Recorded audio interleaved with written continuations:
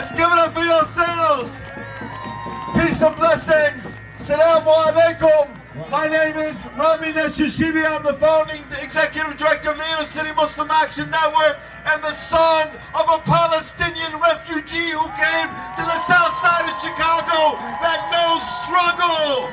Because we are a people that know struggle. And we know we struggle together. Listen, over 60 years ago, Dr. King and the Chicago Freedom Movement came to this city to confront the red lines. They came to say that no child, they came to confront the lie of those red lines, to say that no child should be locked out of a home, a school, a park, a future, because of those red lines, because of the color of those skins. They walked into Marquette Park, over just several miles south of us, knowing that they would face fierce resistance of over 5,000 people who throw bricks, who throw epithets, who throw even containers of urine, but they went anyway. They walked anyway. And on August 1st, in Marquette Park, this year, we will gather with thousands of people with faith over fear, with power by faith from across the country. And we need you there, because those lines are why you're here today.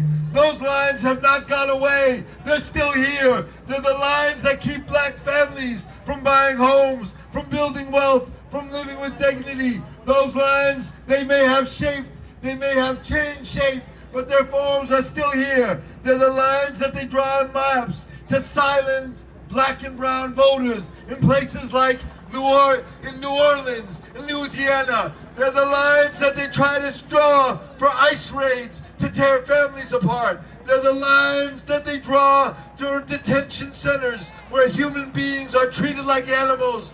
They're the lines that they use to drop bombs on people in Gaza, children in the West Bank. They're the lines that they use to take food stamps away from families on the West Side. Those lines, same lines, different tools. So listen to me as we close out. They may want to say that this is a black fight, but this is our fight. It's not a black fight. It's not a Latino fight. It's not a Jewish fight. It's not a Muslim fight. It's not a Christian fight. This is our fight. This is one fight. This is what faith looks like in public. This is what we say, because as we end and we close, we say and we remind one another that this is what faith over fear looks like.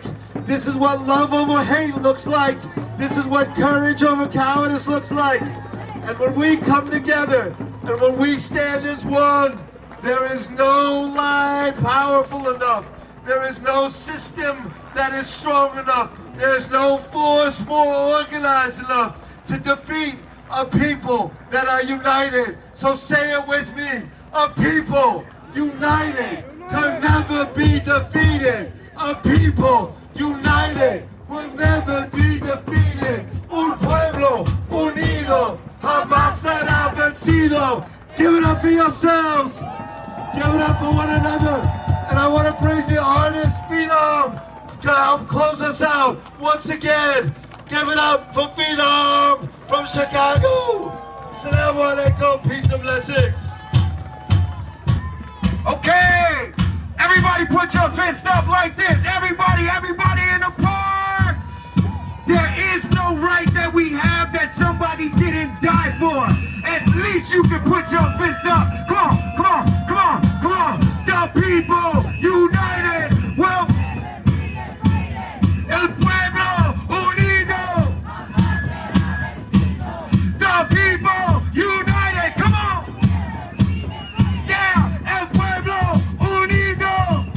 Repeat after me. We are one. We are here. We raise our faith over fear. We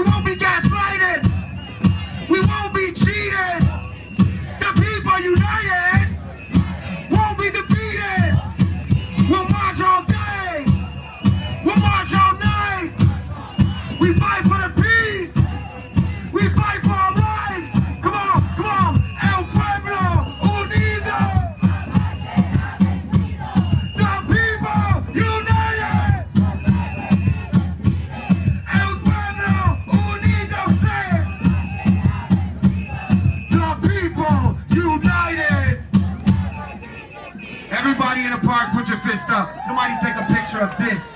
This is what United Chicago looked like.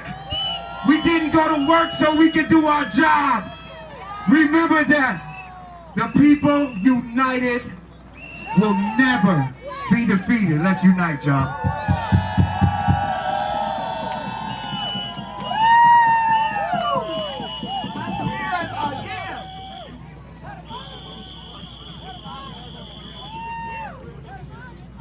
Those who are off in Zoom on prayer, please go right back here behind us. We want to remember our sisters and brothers in our different faith expressions. We will have Zoom on prayer right behind us here. Thank you for joining us. Thank you for being part of us. Our union sister, Jackie Algie. Thank you, thank you, thank you. Now, let's get this program going. We got a rally and a march to do. What are we here for? Wait a minute, what are we here for? There you go.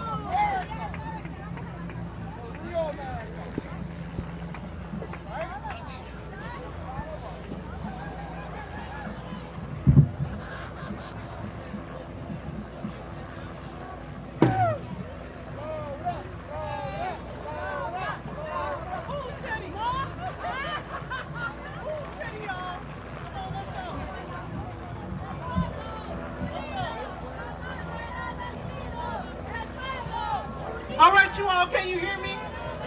I think you can hear me now. All right, y'all, whose city? Whose city? Whose city? Whose city? I want you all to say with me as loud at the top of your lungs, Chicago May Day! One more time, y'all, Chicago May Day! I'm Jay Travis, organizer. I'm also a longtime member of the Kenwood Oakland Community Organization, joined by Laura Garza of the Mighty Arise. Now, everybody, I want you to put your hands together because the Cooper Mariachi Band has been here. They came early, and they're here to share their talent with you all. Give them a warm round of applause.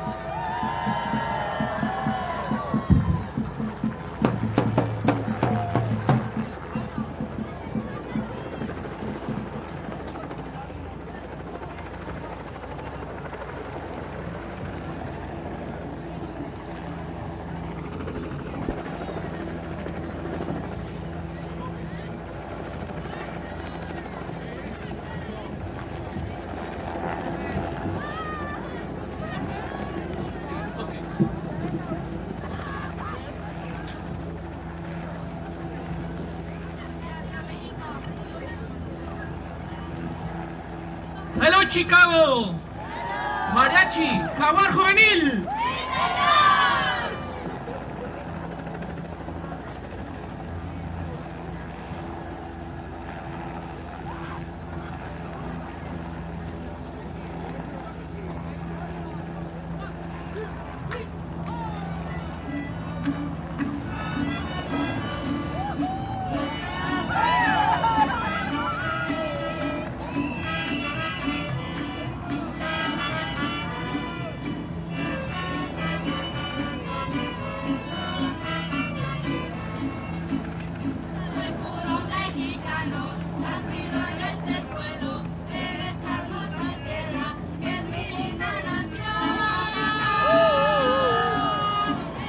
Querido.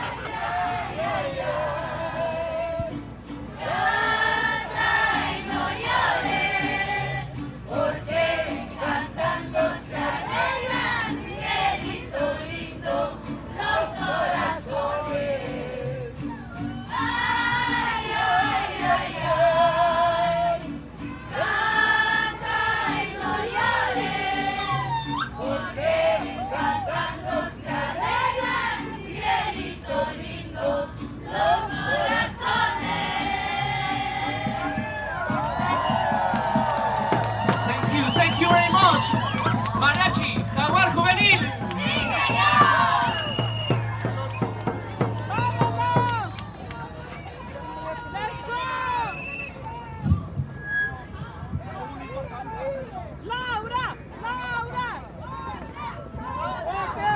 We're running behind schedule. Happy May Day. Un abrazo para Mariachi Cooper.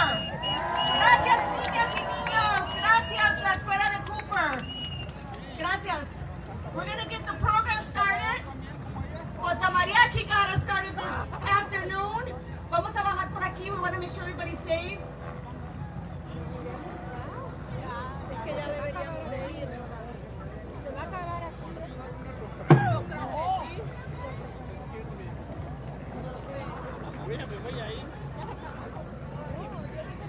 Ya me voy a esperarnos allá al centro.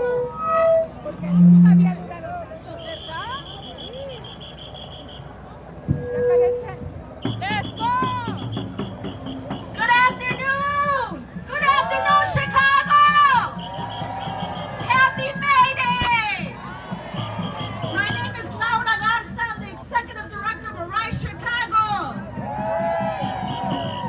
Brothers and sisters, today we gather in the city that gave birth to May Day. Right here, Chicago. Born out of struggle, out of resistance, out of immigrant workers who refuse to accept exploitation. This city is the heart of the labor movement. We are the backbone of this city.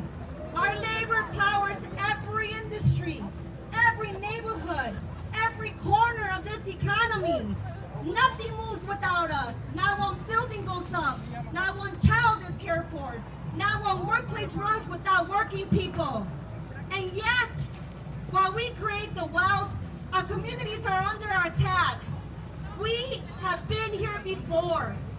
This May Day marks 20 years since the millions took to the streets in 2006 to defeat the Sessenbrenner bill, a bill that sought to criminalize our immigrant communities.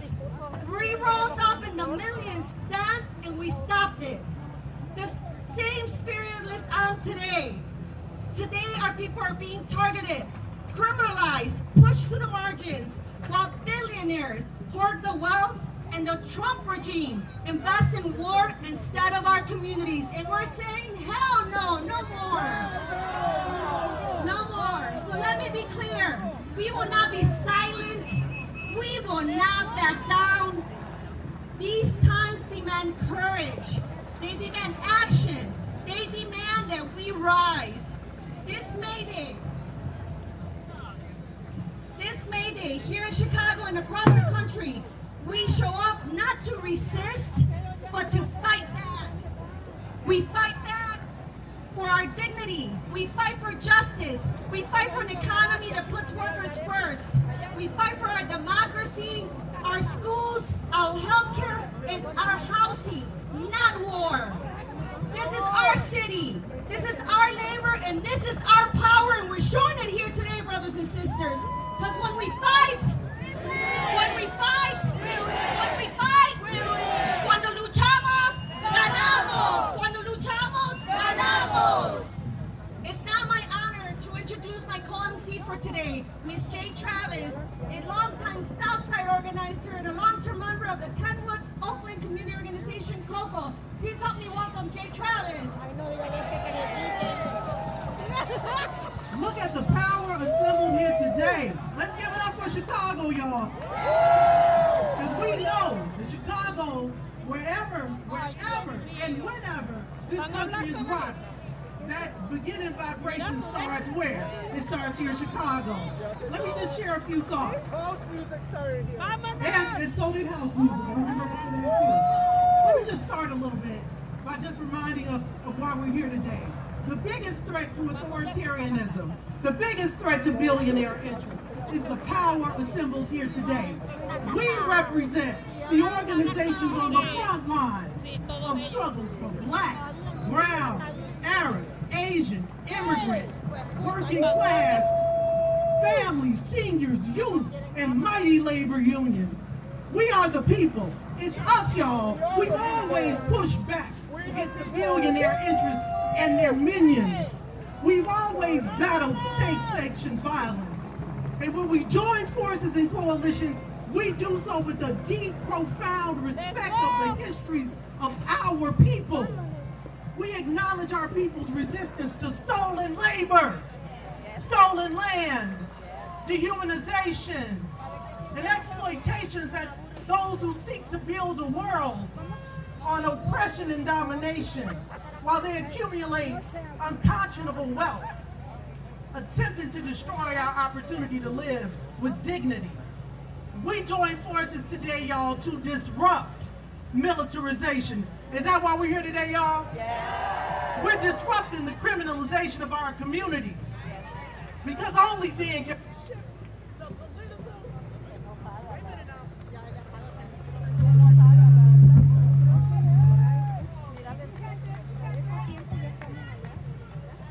Can you hear me, dude? Switch it around, but don't get right. This one? All right. Ultimately, you all, we're here today to fight for a simple lesson my grandmother taught me. My grandmother who fought slumlords in North Kentwood, Oakland in the 1950s. What she taught me was that those who work and those who desire to work deserve to have a wage that allows them to have a decent roof over their heads, medicine to heal their bodies, and safe working conditions. Yes, we're the backbone of this city, but each vertebra must be steeped and fortified in solidarity and mutual respect for each other. So, as we struggle for safe and affordable housing, as we protect our neighbors, as we struggle for equitable education, safe working conditions, the right to organize at work, full employment, and the ability to vote without the threat of violence, we must stand united.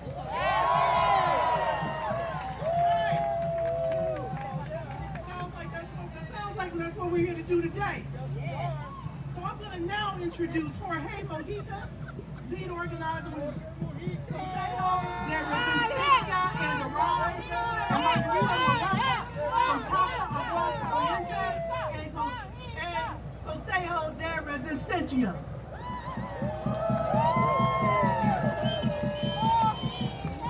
Gracias. Hace 140 años, 140 years ago, los inmigrantes de Chicago se pusieron en huelga por sus derechos. They came out on strike for their rights. 20 years ago, immigrants from Chicago came out to the streets to fight for our rights. Hace 20 años salimos los inmigrantes a pelear por nuestros derechos aquí en Chicago. Gracias a los inmigrantes, Chicago celebra el Día Internacional de los Trabajadores. Thanks to immigrants, Chicago celebrates today Immigrant International Workers' Day. This is not a day just to celebrate. Este no es un día nomás para celebrar. This is a day to fight. Este es un día para pelear. Immigrants in 1886 fought for their rights. Los inmigrantes de 1886 peleaban por sus derechos. Nosotros peleamos por nuestros derechos contra las injusticias. We are fighting against injustices because injustices never end because we have billionaires in government. Las injusticias no se acaban porque tenemos multimillonarios en el gobierno. Y luchamos hoy y lucharemos siempre por una vida justa, por el derecho de vivir con dignidad. We fight today and we will keep fighting forever for a life without injustices, for a life in freedom, for the right of dignity, for the right to raise our families in peace. Estamos luchando no solamente por una ley, por 8 horas de trabajo, por salario, estamos luchando por la dignidad de mantener a nuestras familias felices, tranquilas y en paz. El 1 de mayo es el día de luchar por nuestra felicidad. May Day is the day to fight for our happiness. Sin migra fascista, without fascist ICE. Sin guerras, without war. Por la felicidad de todos los trabajadores de Chicago y del mundo. Hasta la victoria siempre.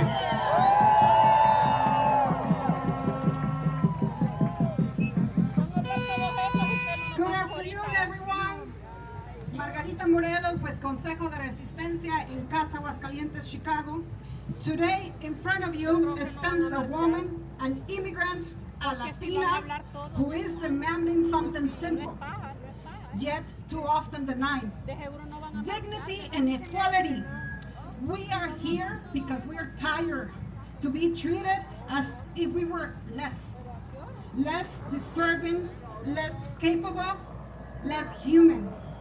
As in our last name, our skin color, or where we come from, should determine our worth. From lower wages to for the same work, to the fear that lives in our communities because of cruel and inhuman actions against our families. Our people, hardworking, essential, are being targeted, dehumanized, and pushed into shadows. But let me be clear, no matter how hard they tried us, you cannot erase us. You cannot silence us. You cannot break us. We are not accepting less, we are taking equal. Así es que, ya saben mi gente latina, estemos claros de algo, que no importa quién quiera minimizarnos o silenciarnos, no lo vamos a permitir, no vamos a aceptar menos, vamos a tomar lo que es igual. ¡Sí se puede! ¡Sí se puede! ¡Sí se puede! Thank you. Gracias, Margarita. I'm not sure where we're getting. Let's go! Vamos! Schools? Whose city? Our city! Whose country? Our country! Are we at a rally? Yes! Whose democracy? Our democracy! You know, we're given an education throughout this city about why coalition work is possible and about why when workers are engaged in coalition work, we don't just make it better for ourselves, we make it better for this country. And these are lessons that we have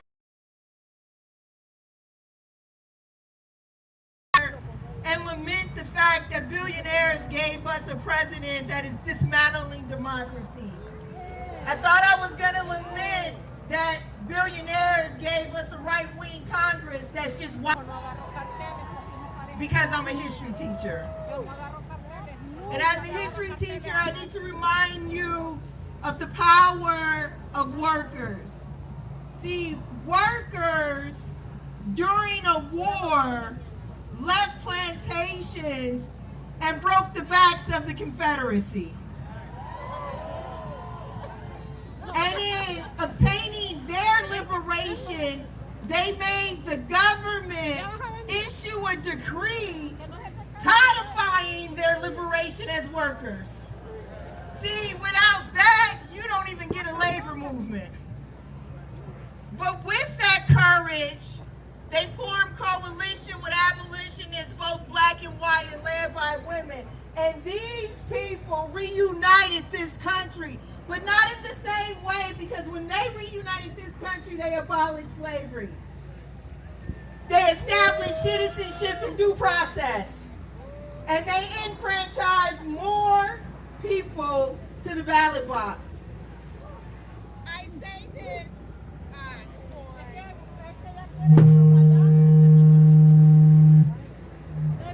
I say this because all of those rights billionaires want to take from us today.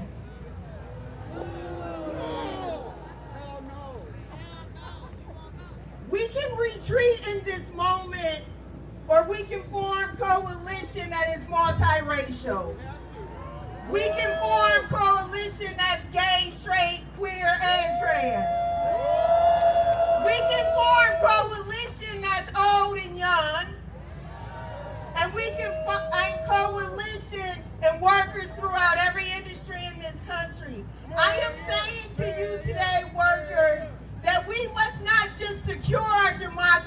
have to expand our democracy.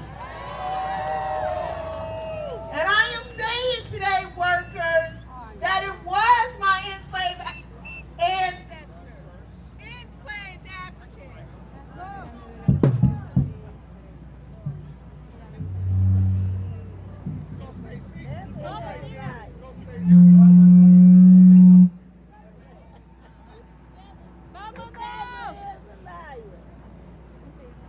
Workers, united with community, across cultures, across industries, win the fight every time.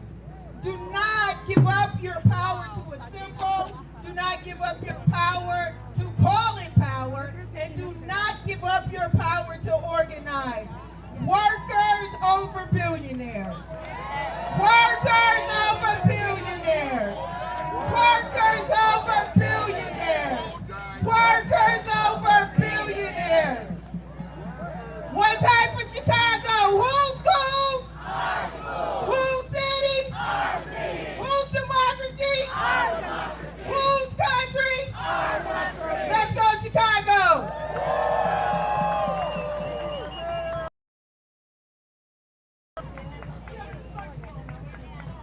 Hello? All right.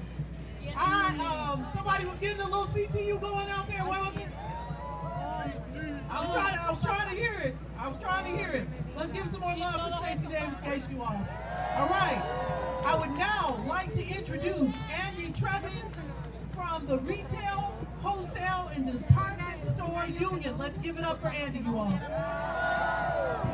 Thank you. Hi, all. I always wanted to have a chance to say this. I just want to say, Chicago, I love you. Love you. I work for REI, an outdoor lifestyle store. You guys heard of REI? All right. So I work for the one in Lincoln Park. They're a progressive company and allegedly a co-op. They changed their bylaws and they appoint a puppet executive board of their choosing. We are one of 11 stores that have unionized. They lied to us, they bullied us, and they fired some of us to bust the union every time a new store popped up. But this week, in Monday, REI San Diego joined our fight. Thank you.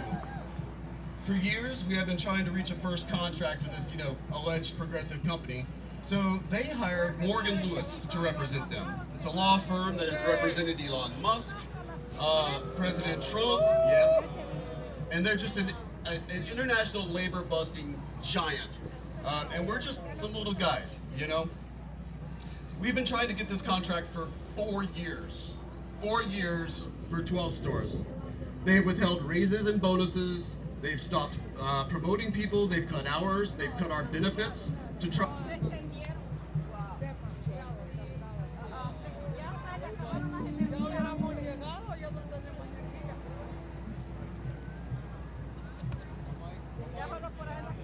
Let's go!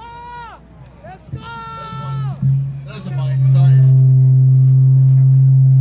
That's live. Do you hear me all right? All right, thank you. Sorry about that. So, 2 days ago at the bargaining table, we gave them an offer that was already not enough for our workers, just to try to get them to bargain with us in any kind of good faith. Just trying to get them to move it all. Yesterday, they countered that. They countered with an offer that was an enormous, dehumanizing insult.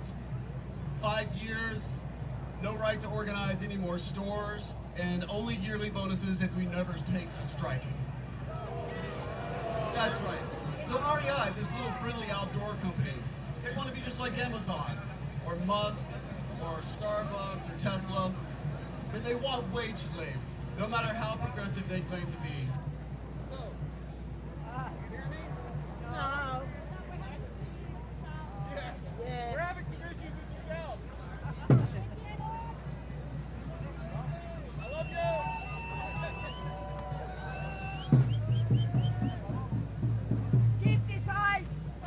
Oh, here this one works. What the? I'll do it right here. I'll do it right here. Yeah, do it right here. Yeah. I think every time I move it, I jinx it. So, all right. They want wage slaves, no matter how progressive they claim to be. I think I said that. So, we are calling for a national boycott of REI's anniversary sale beginning on May 15th. Y'all hear me? Yes. All right. You can sign a pledge card at boycottrei.com. That's boycottrei.com. So please help us out. REI is nothing without its workers, and our union is nothing without people like you joining us in solidarity. We will be there with you. We will be there with you. And I thank you for letting me be here today. So they want us to take scraps and like it, but we're going to fight. And when we fight, we win! Damn right. When we fight, we win! Solidarity forever. Thank you. We are so sorry. I think we need to scream. If we scream, could you hear us? Yeah. All right, so we gotta scream, Delia. We fight in the streets, we fight in the workplaces, and some of our friends fight in Congress, but Delia Ramirez Catalina. Delia Catalina Ramirez fights with us in the streets always. Dale un aplauso grande para nuestra congresista Delia Ramirez.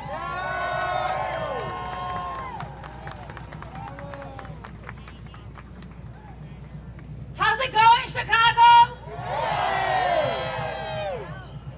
So listen, I'm one of 435 members of Congress in the House. I am one of 17 from this delegation, but every single time I'm in any room, I rep Chicago, and I tell them how we have the greatest, most powerful, courageous, organizing city in the nation. So I'm going to need you to practice what you just did, and I need you to be so loud that people in Portland, Oregon hear you. How's it going, Chicago? Let me hear you! All right, I need Mike Johnson, the Speaker of the House, to hear you. How are you, Chicago? Let me start by thanking all the labor leaders, the worker organizers, the advocates who are stepping up and meeting this moment as a community and as a movement. In a moment that is meant to try to test us, to try to break us, we are speaking truth to power. We're organizing to build the collective power that resists the attacks on workers, on immigrants, on our neighbors, and our rights. And on the hardest days, and let me tell you, in Washington, D.C., in those halls of Congress, when you have a Congress that wants to fund ICE and CBP with $140 million more, boo! It could feel demoralizing, but I need you to look at each other and your sides. Look around. Look around. You are the center of the resistance that is going to fight back to ensure that we are never, ever here again. And on the hardest days, I look at you and I know that we're going to be all right. Because you and I, Chicago, we are building a future where all workers, regardless of immigration status, regardless of race, regardless of zip code, are guaranteed their rights to fair wages, safe workspaces, and a dignity on the job. Am I right? Yeah. And I know we're going to win because I know what we're fighting for. We are fighting to make sure that working people have every single damn thing they need to thrive. And we know how to get there because we're going to tax the rich, and I got a bill to do that. It's called the Equal Tax Act bill. Let's tax the rich and censor working people.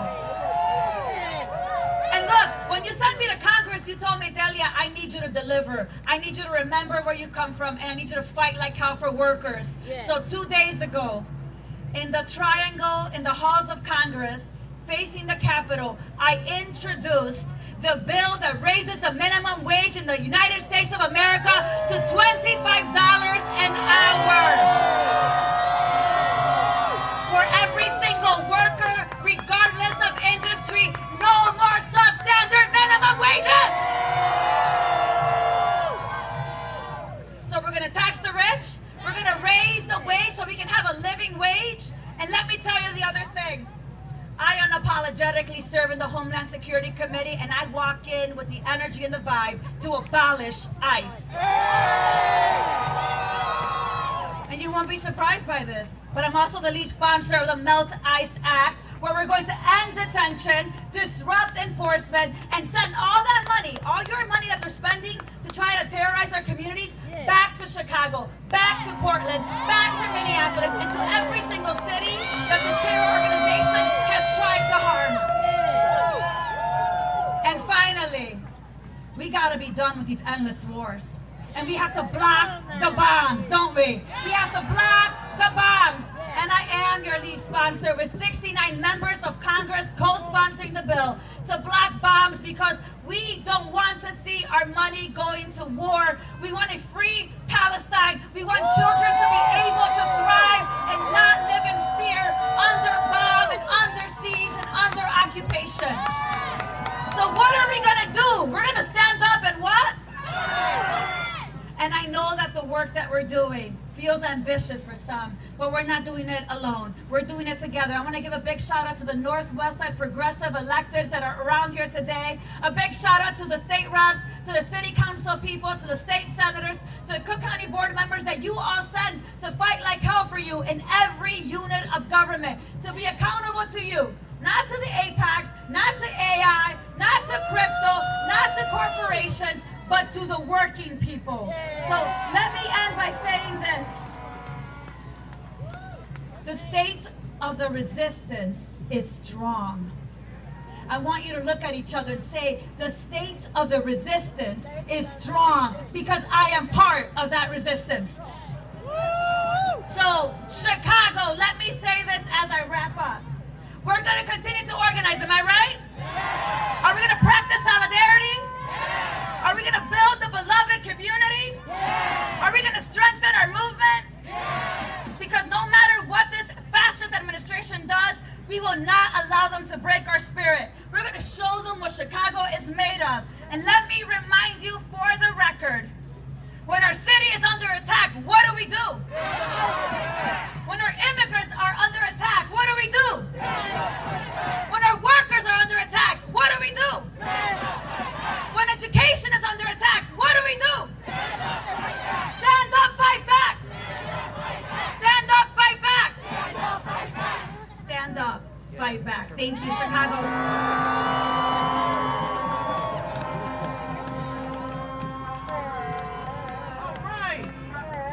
One more time for Congresswoman Delia.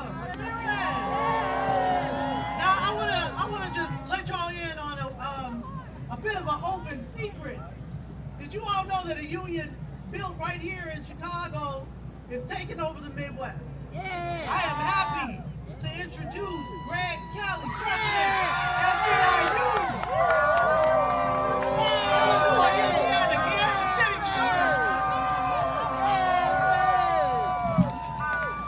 Happy May Day, Chicago, make some noise!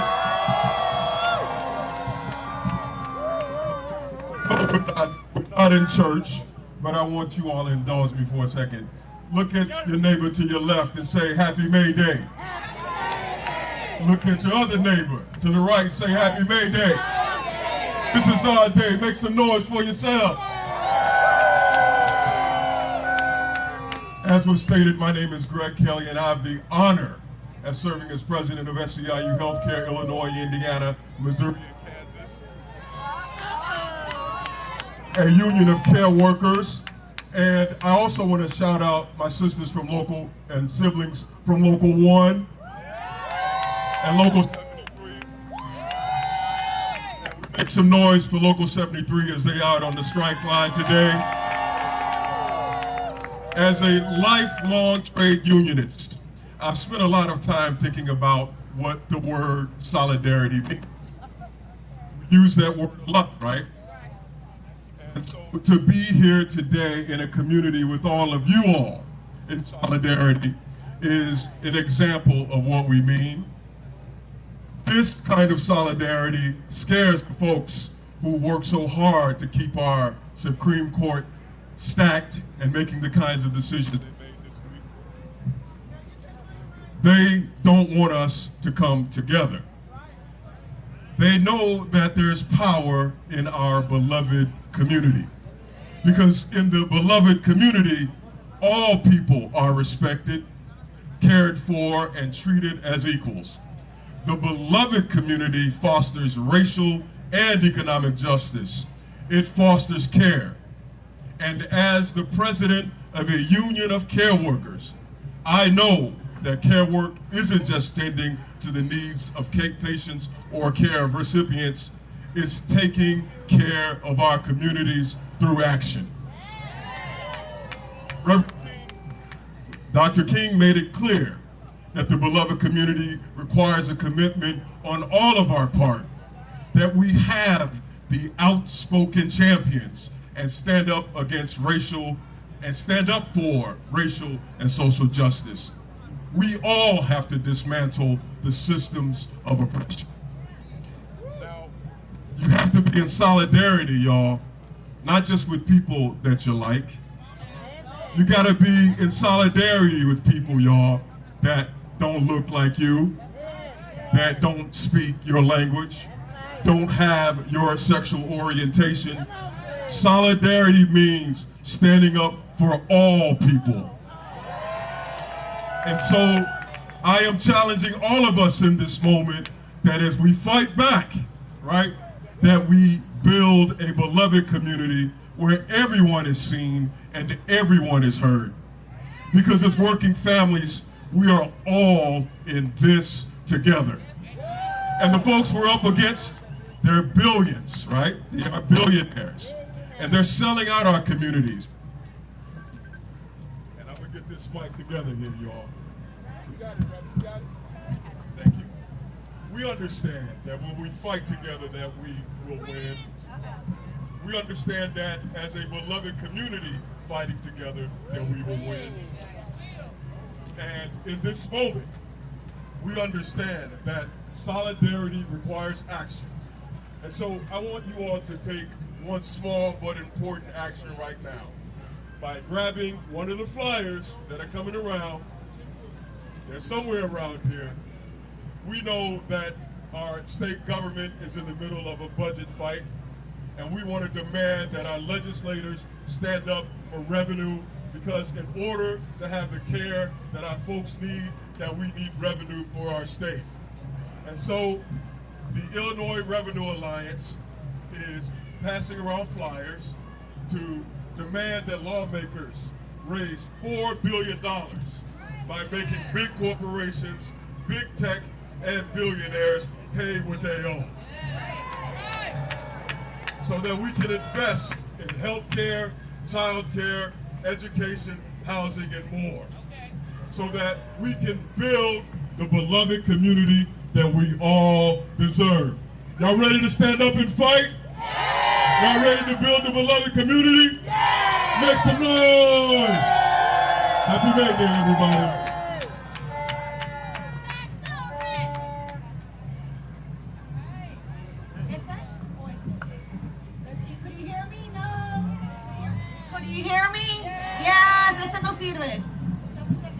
Thank you, Greg Kelly. Brothers and sisters, when the ICE Gestapo came to attack our communities in our city, we had a hotline. We had a number to call. We had Illinois for Immigrant and Refugee Rights. Here with us today is the Executive Director from ICIR, Lawrence Benito. Thank you, Laura. Good afternoon, Chicago! My name is Lawrence Benito. I'm the Executive Director of the Illinois Coalition for Immigrant and Refugee Rights.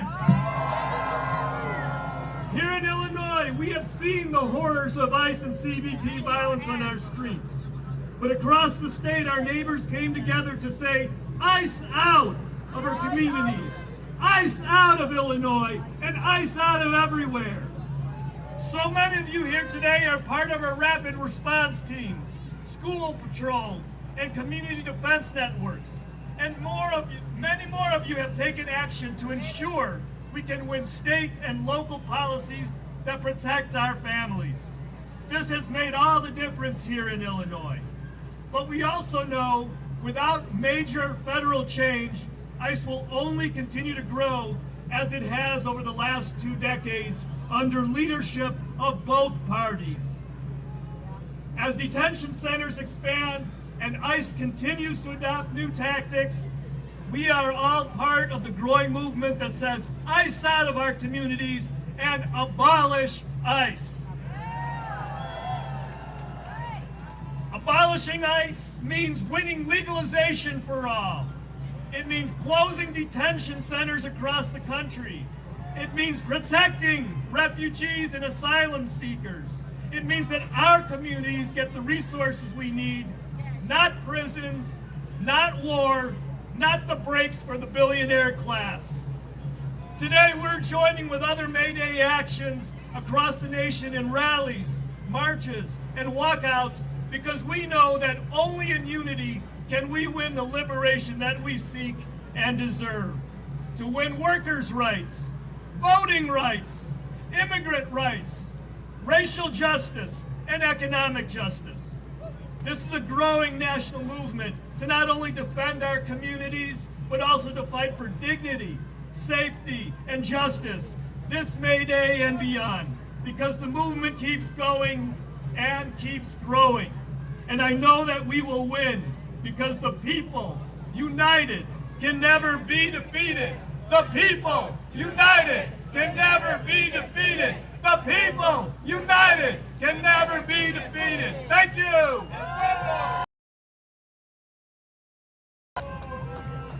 Let's give it up one more time for Lawrence. Holding so much vital and important work. All right. I'm moving to introduce an organization that has been in solidarity and definitely been in the streets for justice. I'd like to introduce Laura Tanner from Indivisible Chicago. Hello, Chicago, and happy May Day. This is a day, and our great city has always championed the struggles of workers and immigrants. Today, we are all here together because those struggles are all our struggles. The same authoritarians who are targeting immigrant families and workers' rights are also silencing dissent, intimidating voters, underfunding our schools, and taking away our health care and our fundamental rights. Meanwhile, billionaires who support Trump and MAGA are consolidating power and hoarding their wealth. The strategy is simple: to divide us, distract us, and make us feel overwhelmed and powerless. But they cannot control this: our solidarity, our determination, and our collective power. Each of our fights is all of our fights. And we will not let them take away our most powerful tools, our voices and our votes. They are trying with everything they've got, including gutting the Voting Rights Act this week to silence millions of Black and minority voters. Because they are scared of all of us. They know what we know. When we vote, we win. Let's say it together. When we vote, we win. Loud. This November is our chance to prove it. We need to vote like our lives depend on it, because they do. From now until Election Day, Indivisible Chicago will be mobilizing volunteers here in Illinois and for our neighbors in Wisconsin, Michigan, and Iowa.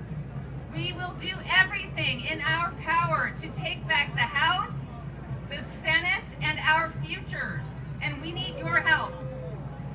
We showed up to say hands off Chicago, to declare no kings, and to demand abolish ICE. And we will never stop fighting for what the fascist Trump regime fears most. All of us, our votes, our voices, our freedom, and our power. So let's say it together. When we fight, we win. When we unify, we win. When we organize, we win. And when we vote, all of us, we win. So thank you, Chicago. Happy May Day, and let's go. Testing, could you hear me? I got an issue with these mics today, but we're doing our best, brothers and sisters, and we're almost done. Brothers and sisters, this man needs no introduction. He is a kick-ass organizer, a leader in Chicago for decades that we love and respect. Please welcome G2 Brown from the Kenwood Oakland Community Organization, Coco.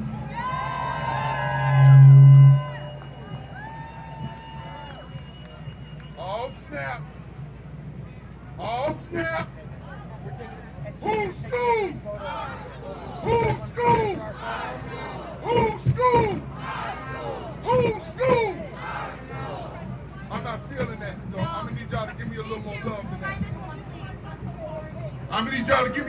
more love than that. Is that better? Whose school? Whose school? Whose school? Whose city? Whose city? Whose country? Whose country? If we don't get it, no, y'all don't mean that. If we don't get it, if we don't get it, if we don't get it, if we don't get it, I said if we don't get it, the type of solidarity, well first, I'm G2 Brown, proud son of the Kenwood Oakland Community Organization, the oldest black-led community organizer group in the city of Chicago. But we are not alone. We got other black-led organizing groups, Westside Health Authority, Every Block of Village, Team Inglewood, People for Community Recovery, and what is going this moment, because we see what the Supreme Court did, right? We saw them attack women's reproductive rights. We saw them gut the Voting Rights Act. We see them banning books where children cannot learn black history. Taking down monuments of black people all over the country. We see them trying to kill Medicaid. They are enacting their vision of the world. They're not just pushing back. They are saying, this is the way we want the world to look, and damn it, we're gonna do it. So for us to win, it requires more than solidarity at a rally. It requires all of us at the table, as sisters and brothers, together dreaming a better world. Dreaming a better world. So do not look at this as the apex. Look at this as a moment that can propel us forward. I want to say this to you. I'm also the National Director of the Journey for Justice Alliance, a national alliance of grassroots groups across the country, fighting for education justice. We are part of a group called the Alliance to Reclaim Our Schools. About 12 years ago, we were at a meeting where the president of the Minneapolis Teachers Union was talking about bargaining for the common good and how to put community demands inside of the teacher union's contract. At that time, our school board was all appointed. So we knew we could not win sustainable community schools going to the school board. I looked at Jackson Potter. He looked at me. And I said, we could do that in Chicago. He said, yes. And then the Chicago Teachers Union took the dream of sustainable community schools, which emerged from the fight for Dyett High School in 2015, and in an act of radical solidarity, they put it in the teacher union's contract. Then, and today, we are well on our way to Chicago becoming a sustainable community school district. People are mad. They mad because we're talking about investing in neighborhood schools. They pissed off. So what it is going to take is that type of solidarity. Let's make sure in Chicago and across the country that we bring black groups into the center. We bring black groups into the center, not at the end, but in the beginning, so we can dream this together. Does that make sense? Does that make sense? Because for us to have a better world, our adversaries are not just the MAGAs. Our adversaries are the corporate Democrats. Our adversaries are all those people for years who have watched our communities become decimated. But I dream a better world. What about you? I dream a world where we have grocery stores, not liquor stores. I dream a world where we all have health care. I dream a world where our children can go to great neighborhood schools down the street from their home. Is that the type of world that you want? I dream a world where immigrants are safe. I dream a world where we stop looking at people that are privileged and call them powerful. Real quick before I get off the stage, we were fighting Rahm Emanuel around Dyett High School. The people stormed the stage at Malcolm X College, ran Rahm Emanuel off the stage. He finally met with us in the back. And we said something to him that stuck with me. We said, you think you're powerful. You're actually privileged. We're powerful. See, you're the power. You're the power. You're the power. So I want y'all to say it like you mean it. Whose city? Our city. Whose city? Our city. Whose city? Our city. Whose country? Our country. Whose country? Our country. If we don't get it, hold on, man. Jay, I'm about to get off the stage.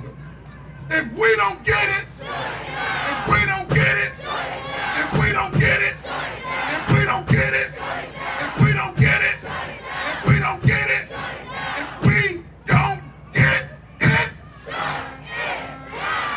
all that shit. All right.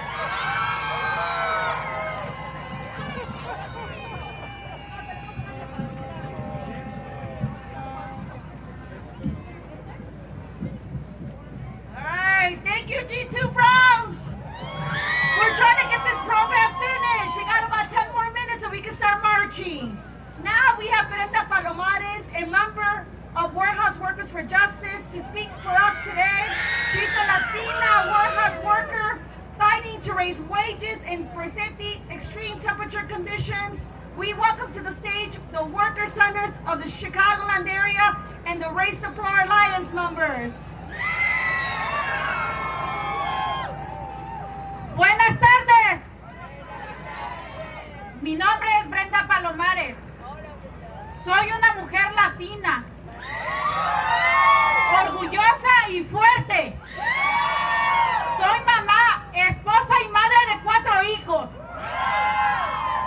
Estoy aquí representando a Warehouse Workers for Justice.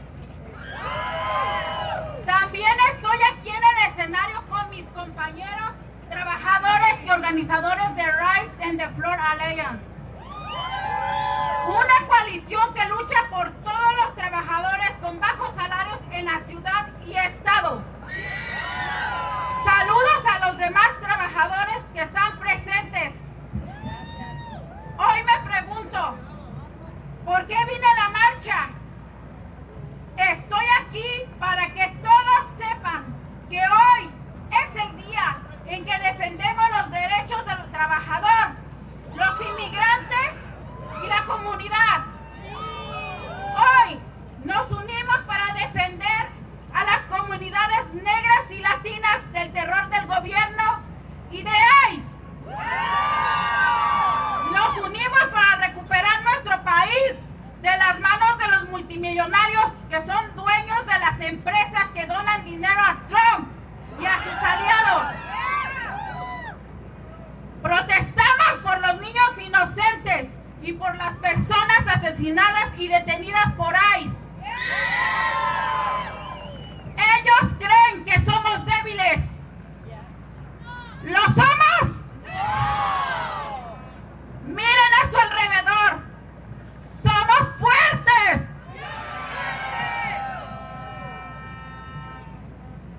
Yo soy un ejemplo de que si conoces tus derechos, no es tan fácil ser humillados y ya no es tan sencillo clavar la mirada al suelo.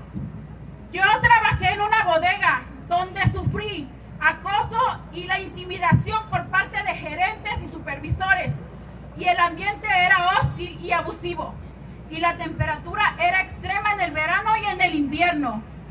A través de estas organizaciones que están con Rise the Floor encontré a Warehouse Workers for Justice.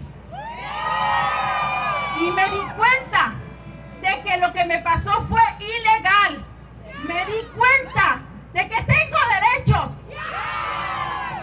Y lo más importante que aprendí es que cuando los trabajadores somos unidos, podemos ganar respeto y recuperar nuestra dignidad.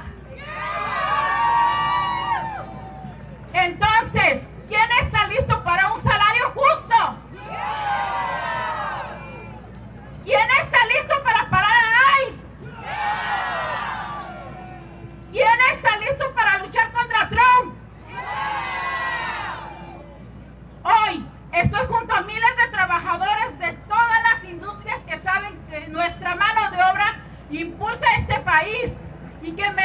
vivir y trabajar con dignidad y no con miedo. Juntos haremos que este futuro sea realidad. ¡Sí se puede! ¡Sí se puede! ¡Sí se puede! ¡Sí se puede! ¡Gracias!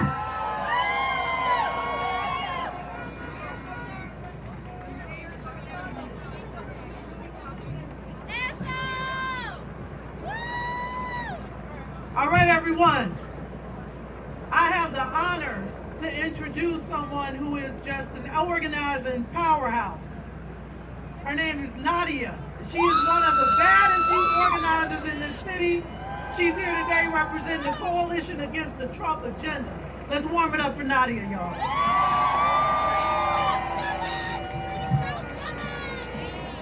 All right, Chicago!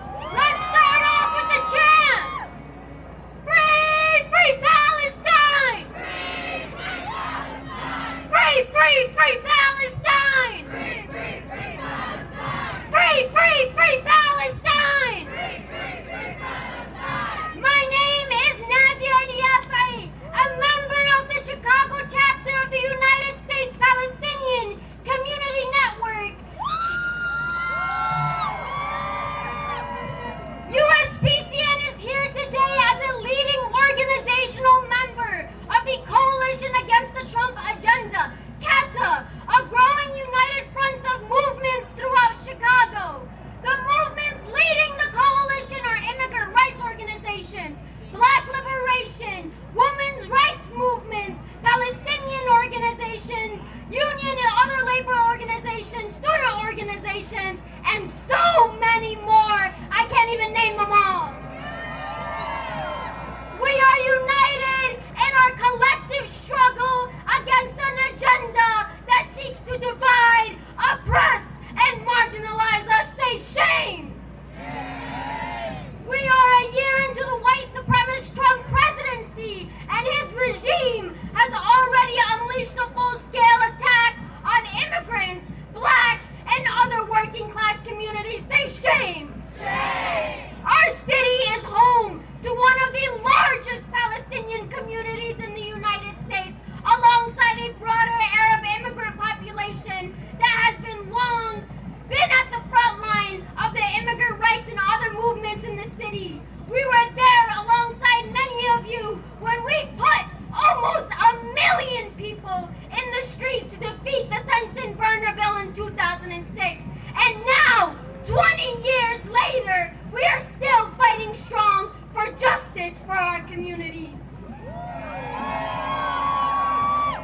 This administration deliberately targeted our community, attacking youth and students and even legal permanent residents who dare to speak against U.S. foreign policy and support of the Israeli genocide, as well as a travel ban targeting 41 countries and its roots in anti-Arab and anti-Black racism.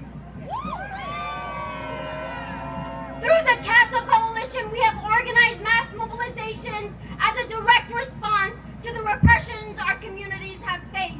Our communities have built strong rapid response teams anchored by ICER, the Illinois Coalition for Immigrants and Refugee Rights, that covers all areas in our cities to combat ICE presence and harassment of community members. We in USPCN, alongside our partners in the Coalition for Justice in Palestine, were in the streets every week for 3 years since the genocide in Gaza began, and we made it clear that the Palestinian liberation and the fight to end the genocide is directly connected to Black liberation and legalization for all, and labor rights and worker rights, and that is why it's important for all of our movements to engage in collective struggle, because our people are not free until we are all free. We saw how this played out when our collective movement built a united front as we collectively worked to beat back efforts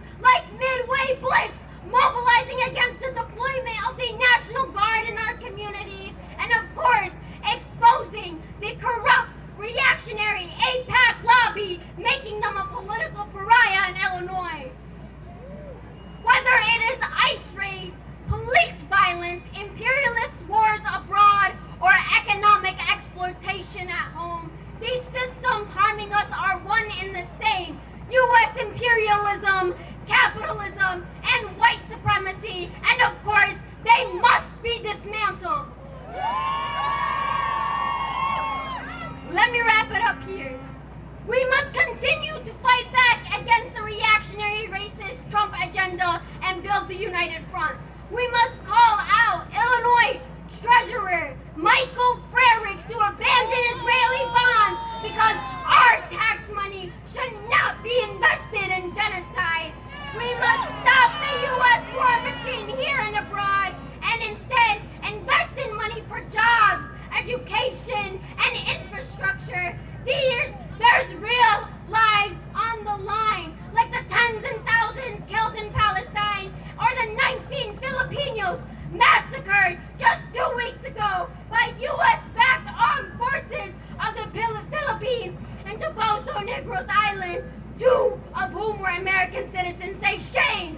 Shame! And we will continue to build our power, organize our communities, and take action at every level. This is an extension of a long struggle to fight the racist and reactionary Trump agenda. And we know when we fight together, we win! When we fight together, we win! Thank you. Thank you, Nadia. All right, we're getting close to the end of this program. We're going to start marching. So brothers and sisters, you've seen thousands of students here today. So with us, rooted in radical spoken word team from Van Steuben High School, champion big team. Please welcome Isa Medrano, Jocelyn Medina, Aurora Rodriguez, Jackie Chavez from Van Steuben High School. Give it up to the students.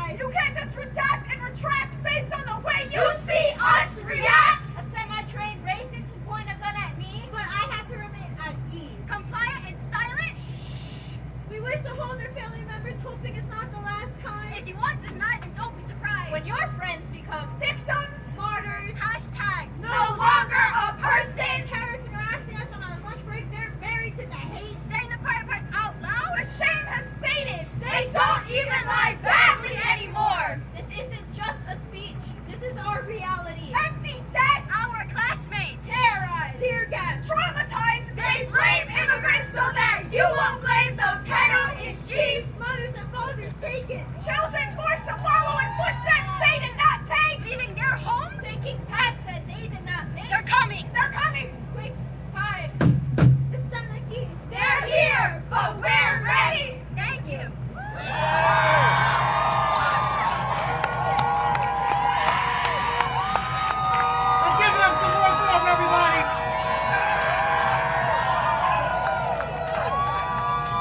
All right, I want everybody, if we can, to stay put for just a second, because somebody that's coming to the stage that I think we all want to show a bit of appreciation for. When this city was under siege, it felt good to know that it was being led by a mayor that had the clarity, determination, courage to assert that those who wish to terrorize families in Chicago, be it in Brighton Park, Little Village, or South Shore, would not be able to stage and conspire on public property in this city, who immediately resisted attempts by the military standing up strategically without hesitation to the Trump administration. The clarity to know that it's better for corporations to pay their fair share rather than to heap taxes on the backs of working families and seniors struggling to make ends meet. We're not surprised by the action of this mayor, as he comes from the movements forged by community and labor coalitions rooted in the right of communities in this city to live with dignity and respect. I am proud to introduce the mayor of Chicago, Mayor Brandon Johnson.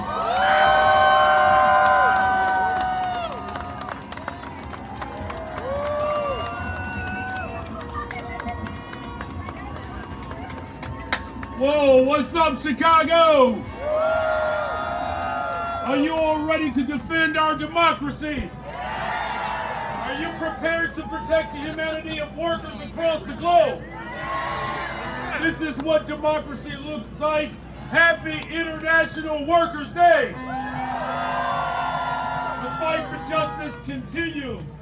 Over 140 years ago, there were some brave working people that stood firm, fighting for dignity, fighting for respect, fighting to make sure that the values of working people are front and center. And now here we are 140 years later, where the same forces that killed our brothers and sisters, the same forces that work to undermine working people, the ultra-rich and the oligarch in this country and in this world, they are attacking working people again, but we are not going to stand for it. Is that right, Chicago? But I'm going to tell you what, here's what we're going to stand for. We're going to make sure that the working people of this city have all of the benefits that they deserve, whether you are a tip worker, whether you are working at Starbucks, whether you are a public school teacher, or a child care provider, or if you work in a factory and manufacturing, all workers deserve dignity and respect, and we're not going to stop fighting until every single worker and every single working family in this city and in this country and in this world, that we get our fair share of the equitable distribution of the wealth. Are you right? Are you with me, workers? And so listen, we're about to march and take it to the streets, but I want to make sure that people are absolutely clear.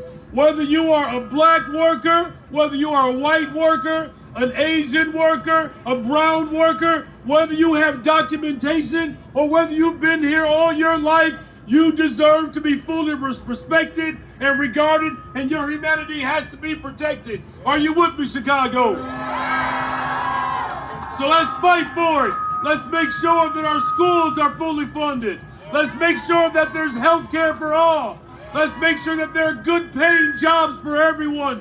And here's the big part, you all. The ultra rich in this country and on this planet, we demand that they pay their fair share in taxes. The fight continues for justice. Now let's march. God bless you. God bless the greatest city in the world, the city of Chicago. Fight on. Solidarity forever.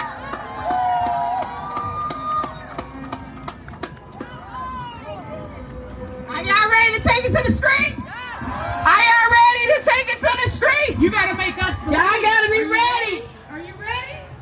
Show me what democracy looks like. This is what democracy looks like. Show me what democracy looks like. This is what democracy looks like. Show me what democracy looks like. This is what democracy looks like.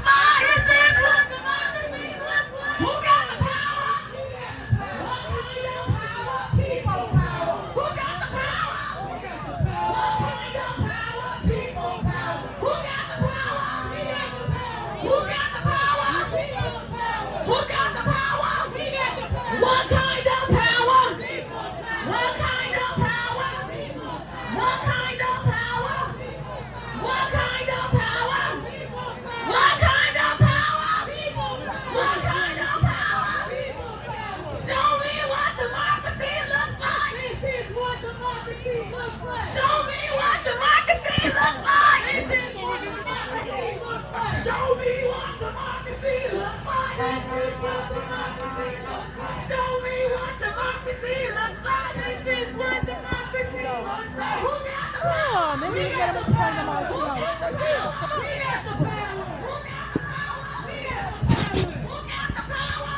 Anyway, you can double back up. Yeah. Oh, yeah.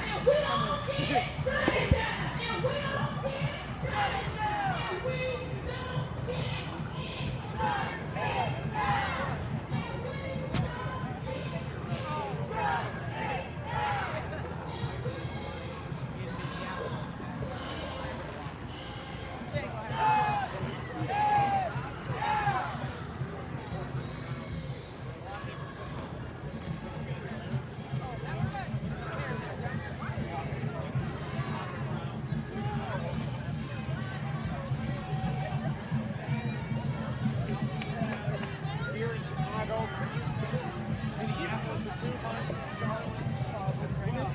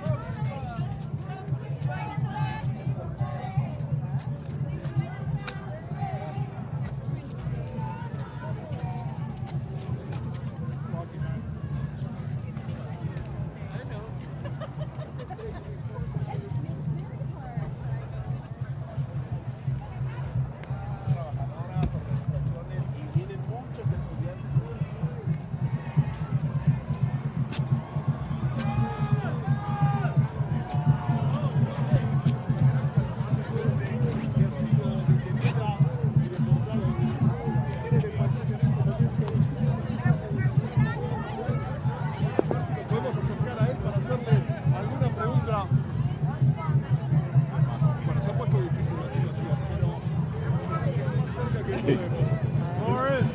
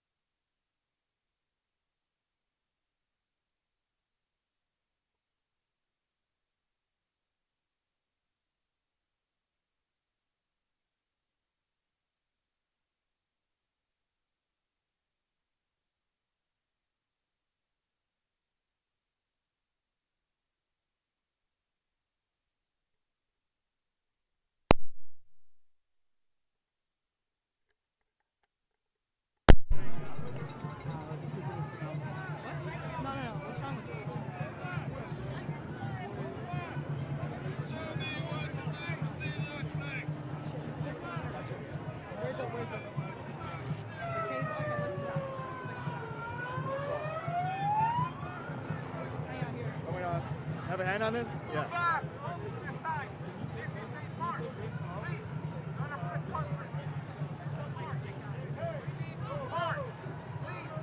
Okay. Open up! Open it up!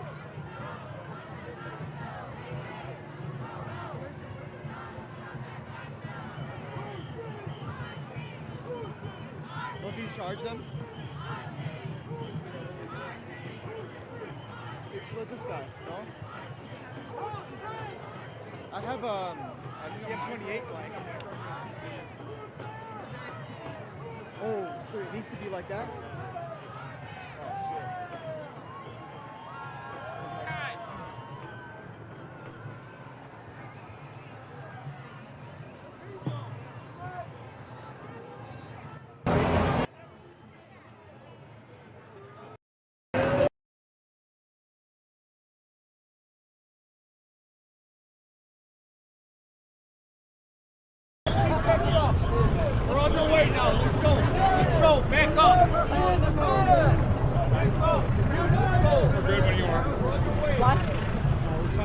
Okay, we're trying again here.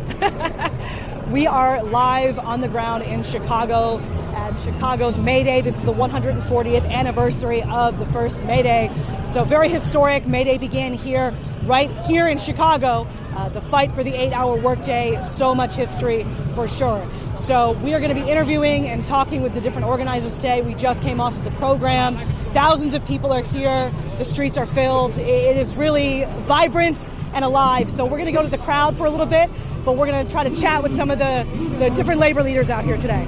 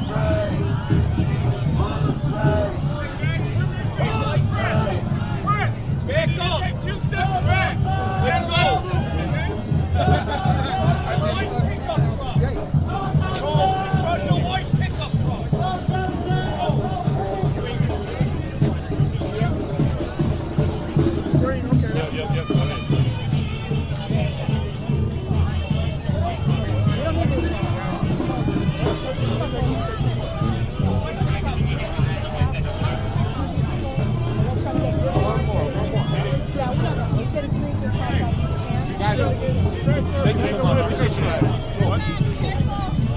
Thank you so much. Appreciate you guys.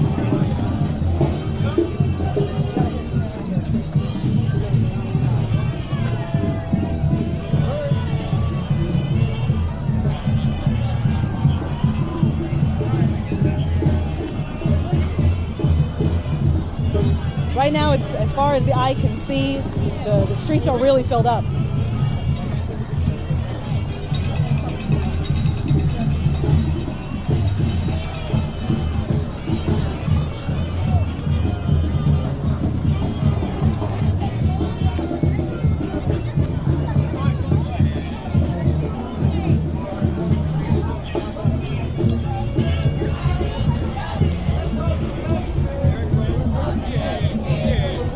You want to do just photos or whole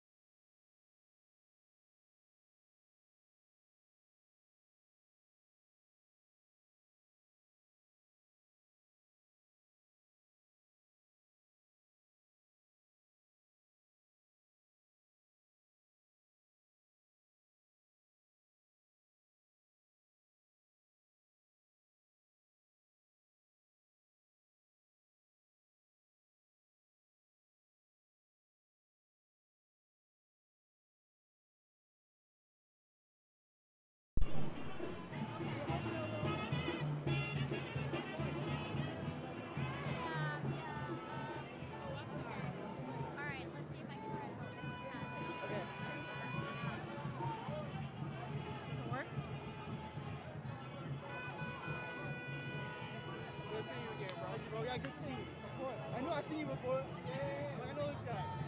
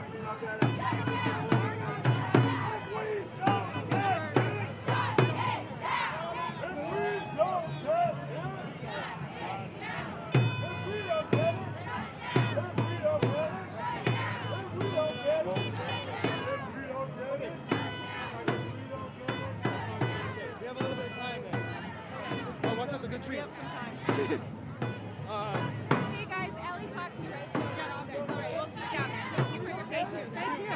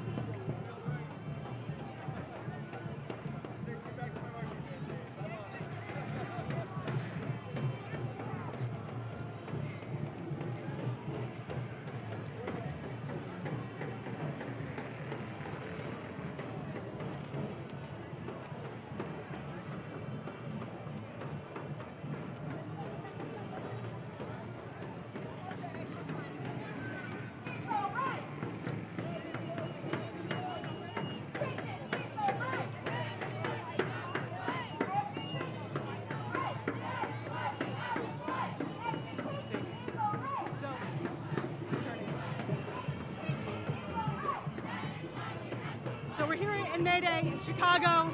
It's very loud. We're doing our best. We have had some technical issues, but we're back. We are in front of thousands of people here for May Day. It is the 140th anniversary of May Day, which started here in Chicago. A very historic day where workers fought for the 8-hour workday. So many things happened historically in this city that are so important. So definitely we're going to keep showing you the march. We're going to get some interviews and move through today. So there's definitely a lot of energy here in the streets. So definitely check it out.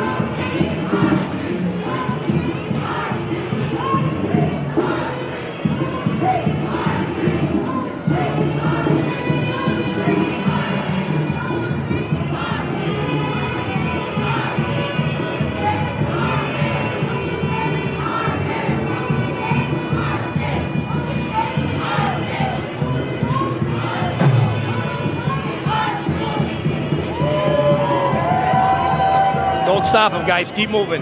Keep moving with them.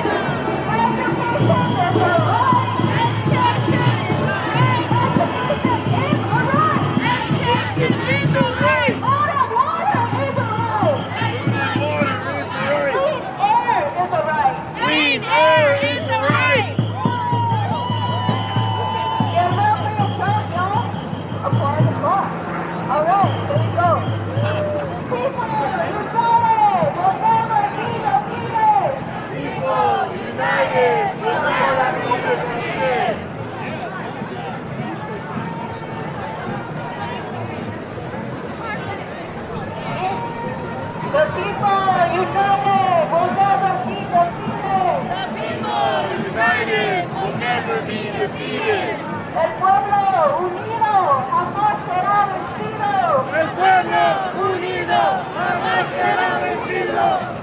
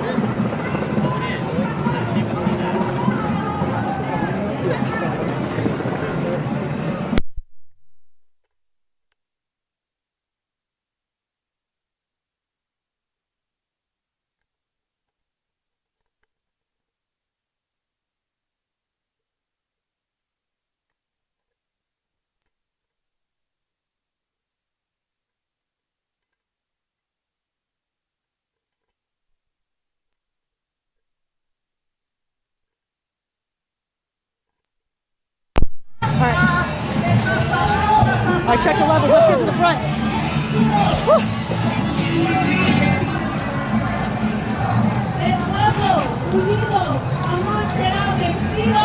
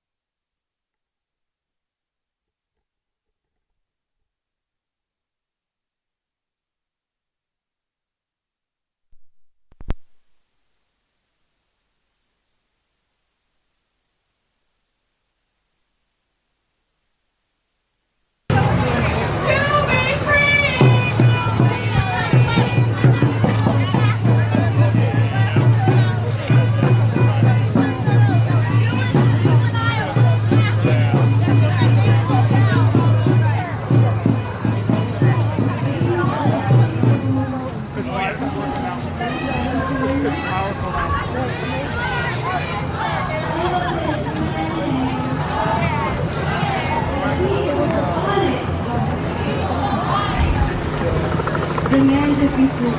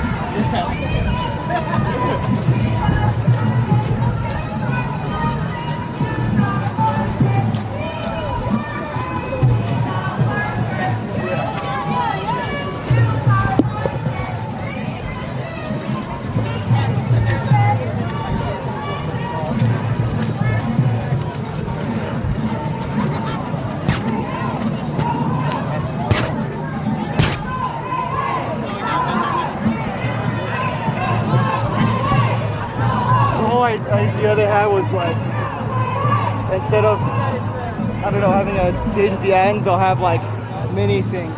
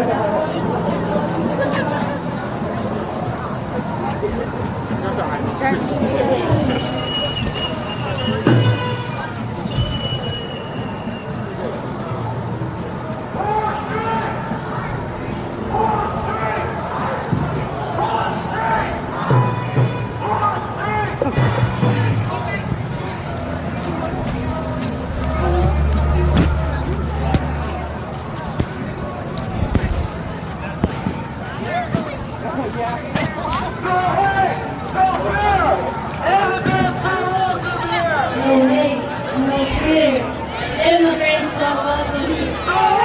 No fear. Immigrants are welcome here. No fear. Immigrants are welcome here. No fear.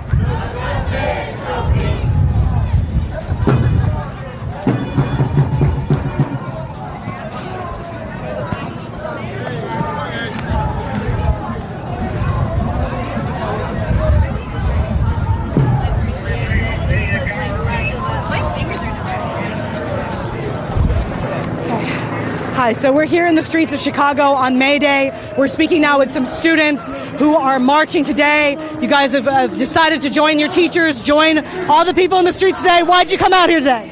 We came out here to support student safety, teachers' rights, and workers' rights. No kings, no wars. That's right. And what's it been like in the schools for the last couple of days? Are other students joining you today? Yes, we have about 78 kids out here. Kenwood Academy High School, guys. Wonderful, wonderful. And what do you think is so important right now about the fight for workers, the fight for democracy, and the fight for all of our rights? Just with Trump taking all the money for funding and things like that, I think that that's very important for us to help rebuild and come back together. Definitely. And anything else you want to say about the role of students right now in building political movements? Would you like to? Yeah. Don't stop fighting. Protest. Peaceful protest only. Keep going. Excellent. Thank you guys so much. Thank you guys. Here, we can come over the side here. Let me see.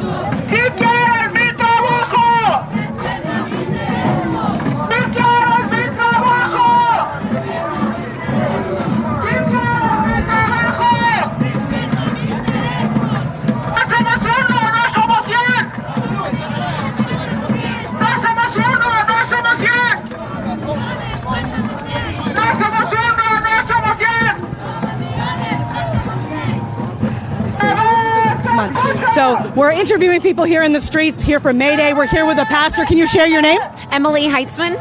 Emily, thank you so much for chatting with us today. Why is it important for the faith community to be out today supporting workers and being in the streets? I mean, when one of us suffers, we all suffer. We need to be united. We need to be standing with everyone who has been vulnerable, who's been marginalized. We need to get rid of all of these billionaires versus those who are not making ends meet, who can barely live off of a minimum wage, off of low workers' wages. So we need to stand up for that. And like our faith, like for me as a person of faith, as a clergy, like that's what my faith calls me to. Wonderful. And how many other clergy are out here today, especially when we're talking about fighting for immigrant rights in the Chicago, after the whole attacks on Chicago that we've seen, the federal attacks in Chicago, there must be a birth of a new movement, new life into the kind of faith leaders here. What have you been feeling about that? Yeah, I mean, there's a lot of faith leaders here of many different faiths. We actually started the action prior to the rally starting at 1 o'clock, 12 o'clock. There was a group called Faith Over Fear that was part of lots of different coalitions. We started with lots of music, lots of leaders speaking and leading all sorts of stuff. So they've been out here. They continue to be out here. This is really important. So. Excellent. Anything else you'd like to share about the importance of May Day and immigrant rights today? What's that? I'm sorry? Anything else you'd like to share about the importance of May Day and immigrant rights? How long do you have? I mean, it's all intersectional. We need to recognize that this is intersectional work that we're doing. We need to be out there. We need to be standing here. We are in a city that, we have a lot of history with May Day. We have a lot of history with workers' rights, with standing with the workers, and we need to do that. We need to continue to do that. Immigrant rights, my gosh, we just have to keep standing up. We need to continue to speak out and abolish ICE. Excellent. Emily, thank you so much. Appreciate you. Take care.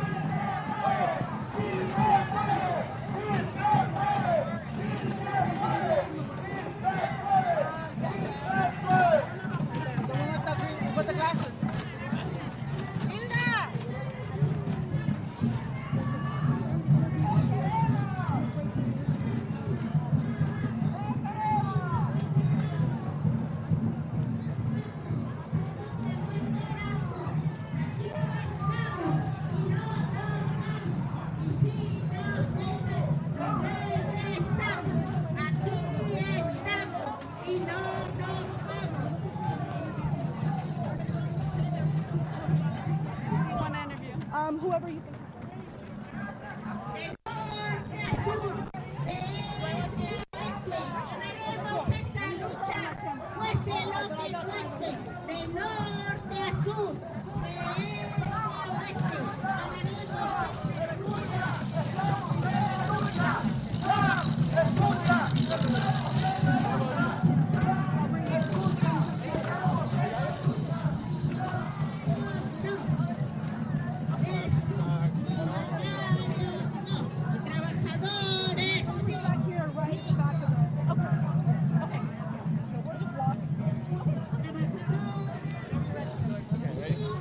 Okay, so we're out here.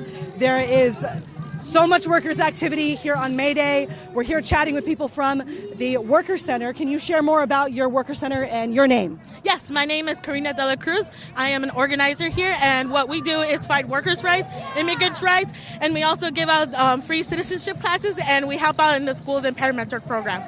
Wonderful. And why do you think it's so important for people to be out here in the streets during the day on May Day to participate in the strike?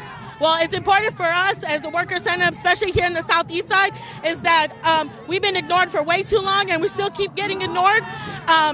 As well as our local government has been trying to freeze our minimum wage, and that's why we're here and to protect immigrant rights. Also because of the attack from Midway Blitz was also targeting the Southeast side, and as well as our students. We were supposed to have a lot of more students, but apparently CPS wouldn't allow that, so that's why we're here. Wait, what do you mean by that? CPS, well, they were trying to give out them civic days, civic day actions, but apparently sometimes they didn't go through. Yeah, I'd heard about that the teachers were going to go on strike and students could join, but I guess interesting to hear that CPS got involved to stop that. Yeah. Not surprised. They really want to take away power from the workers any way they can. So my question for you is, 2006, we're thinking today a lot about 2006, the day without an immigrant, the general strike of immigrants. The concept of general strike after Minneapolis has really come back into the mainstream conversation. What are your thoughts on the general strike and the need to have more collective workers' action? Yes, what we need to do is stay right now as a community, to not lose sight of what we're actually fighting for and to keep the momentum going. All right, thank you so much. Thank you. All right.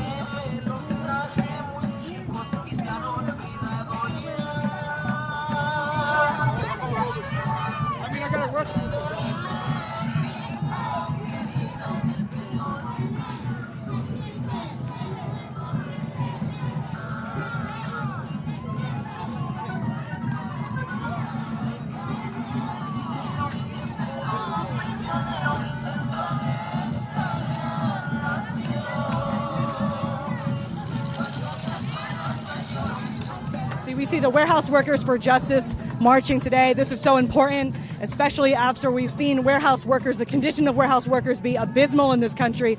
Not too long ago in Portland, there was a worker in Amazon who died, and the managers instructed the co-workers to walk over this person's body. So it's really powerful to me to see warehouse workers out here on May Day.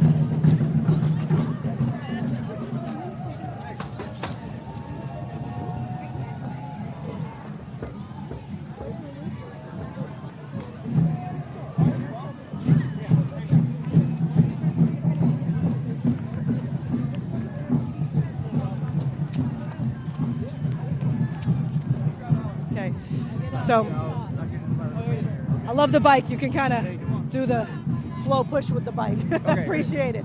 Okay, cool. So we're out here today. It's May Day in Chicago. Breakthrough News is live on the ground. We're joined now by a Chicago teacher with the CTU. Can you share more about your name and what do you teach? What age?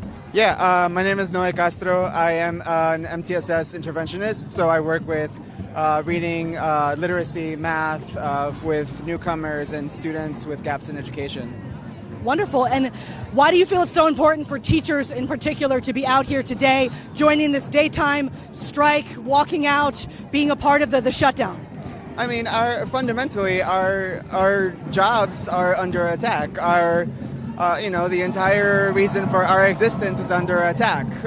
Education, facts, stable work environments, union labor, all of these things that cross-section in our classrooms are under fire on a regular basis more than they ever have been. So it is a way to, one, defend ourselves, defend our classrooms, defend our communities, because it's what the best that we can offer to our students. Definitely. I know teachers in Madison have gone on strike. North Carolina, across the state, teachers have gone on strike. In fact, school districts across the state have shut down. The power of teachers has been made very clear in the last few months. And I think one of the things I've heard a lot from teachers across the country is the call for a general strike. Have you heard this call, and what are your thoughts? Yeah, absolutely. If everyone around the country is waking up to this and catching up with what Chicago does, we've said it here. We have an ally in City Hall that has called for it. It makes the most sense now more than ever for us to unite behind every single attack that we face in every community. Like I said, in every classroom, in every profession, and because it's not just us as teachers, right? It is the families that we work with. It's the families that we work for. They are seeing this on a daily basis, and they're feeling the anxiety, the fear, the intimidation that comes with all of these attacks. So let's do it. Absolutely. And anything else you'd like to share about the importance of May Day and what it means in this current political moment? It is us finally speaking with one voice to stand up and to take back everything that billionaires, millionaires, oligarchs have taken for decades, for generations now. This is our time, and this is all of us waking up to this is inspiring as a teacher. It's motivating to keep doing this. So I'm just so proud. I'm proud to have been out here since the morning with our students, with my colleagues, with my neighbors. So I'm glad to be out here. Excellent. Thank you so much. Appreciate it.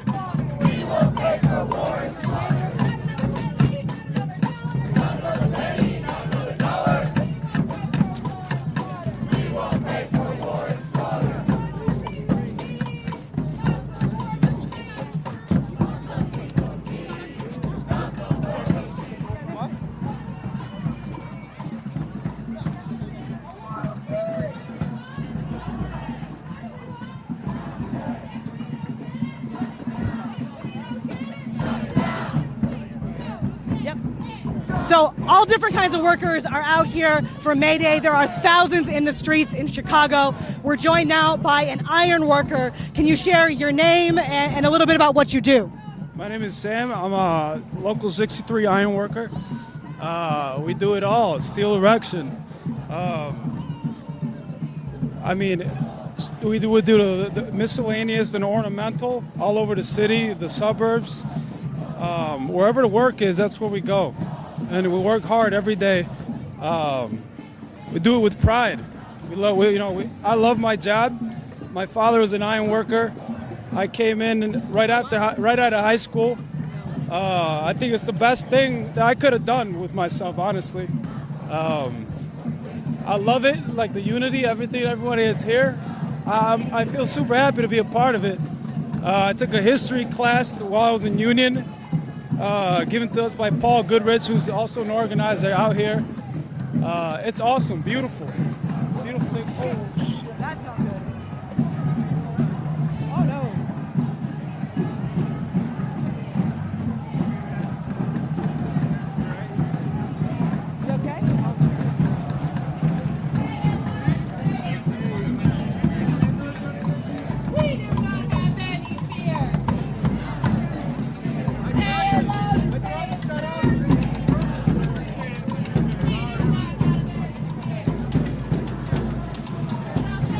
going to take a second. We had a bit of a spill, an unexpected situation here.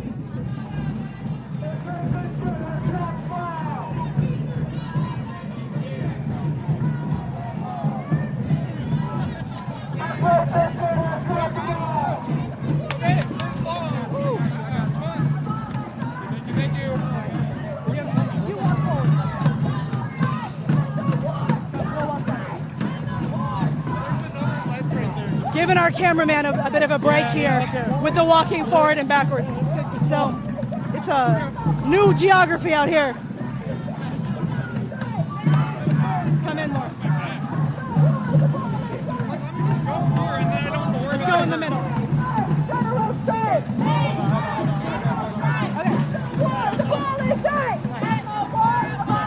Okay, we're going to pick up where we left off there, Sam. Such is the nature of news, we move forward. But I wanted to ask you, what has it been like for iron workers right now with, of course, the war on Iran, the economic just crushing that's happening of workers? What have iron workers been feeling in this current kind of moment as workers are getting pinched? I think that we all have the same feeling like everyone else. Iron workers, I think we relate to just a common person. We wake up every day and go to work just like, regular people.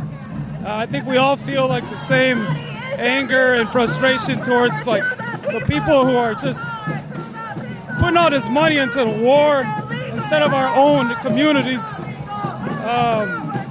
It's frustrating. It's bullshit, I don't think that none of us, no iron worker that I know is for the war in Iran. Those people in power, or so they think it's power, like Coco was saying, it's privilege. We the people have the power. As far as I'm concerned, they got the privilege and they can stick that privilege up their ass. Definitely. I really appreciate what you're saying, and it's inspiring, I think, to hear that so many of your colleagues feel the same about the war. My last question for you is there's a lot more people talking across the country about the general strike. I think that's a theme of today. We've been hearing people, today is a strike. It's during the day across the country. There are thousands of people everywhere who are deciding to not be in school, not be in work, not go shopping. So what have you and other iron workers been feeling, or have you been hearing this call for a general strike? I'm sorry, can you repeat the last part you said? Have you heard for this call of a general strike, and what do you and other iron workers feel about a general strike? I'm familiar with the general strike because I took a history class on labor unions in my apprenticeship. I think that every iron worker should take that class. Any person that does labor, or any working class person, like you're saying, everybody should take the day off. I mean, there's other countries. My wife is from a small country in South America, and they don't go to work today. They wake up and say, hey, happy Labor Day, or May Day, and nobody works. They take the day off to recognize that people fought for this day. They fought for their rights. It's a big deal. I don't think it's a big enough deal here in the U.S. So, we need to work on that. We need to get together, put the word out, and just emphasize how important it is. Absolutely. You heard it. May Day is so important. Thank you so much, Sam. Appreciate your time. For sure. Definitely a really powerful energy out here today. We're now in, I think, an anti-war contingent, it looks like. Or perhaps a mixture of many things.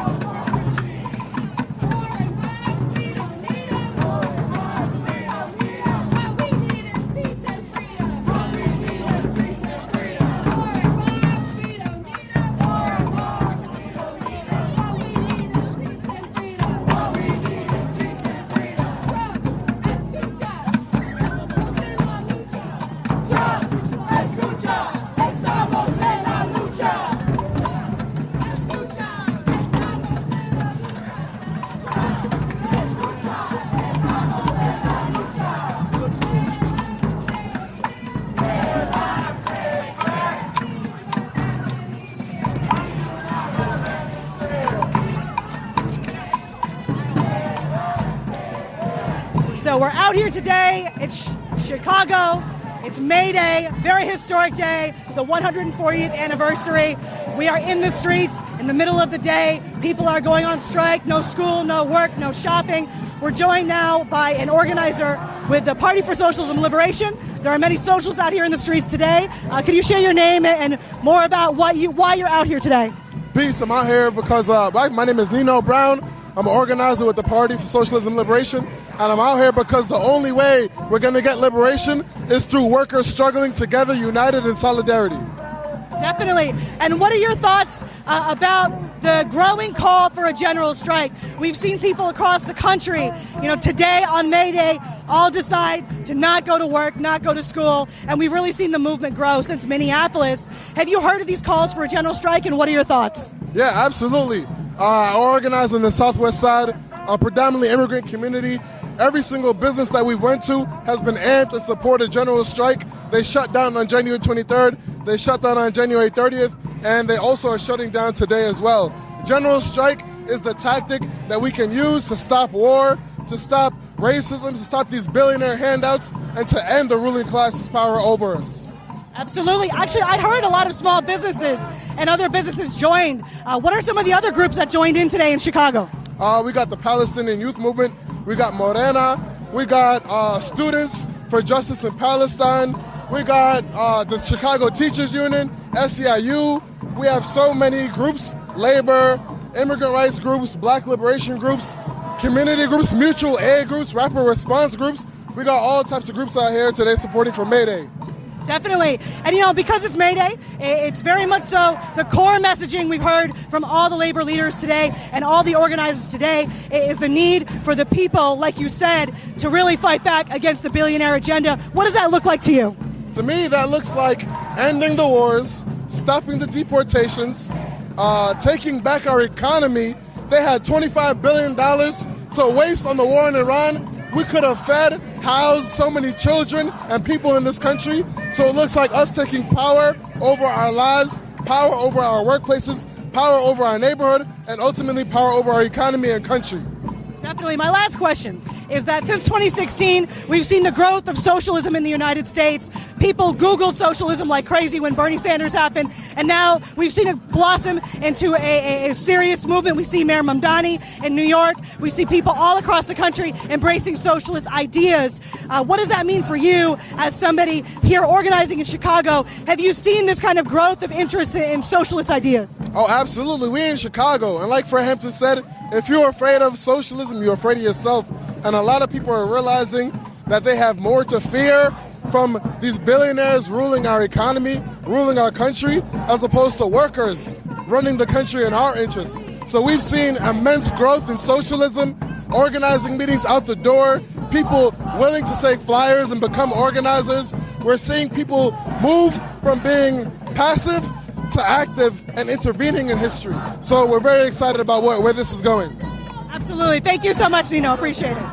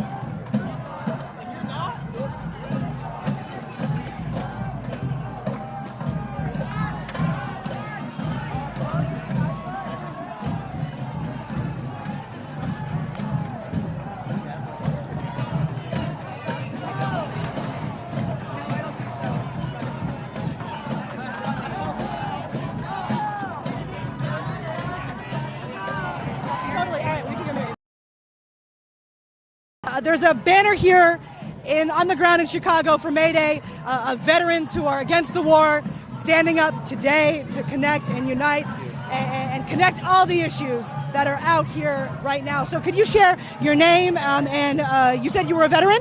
Yeah, Jim Redden. I served in Operation Iraqi Freedom in 2003.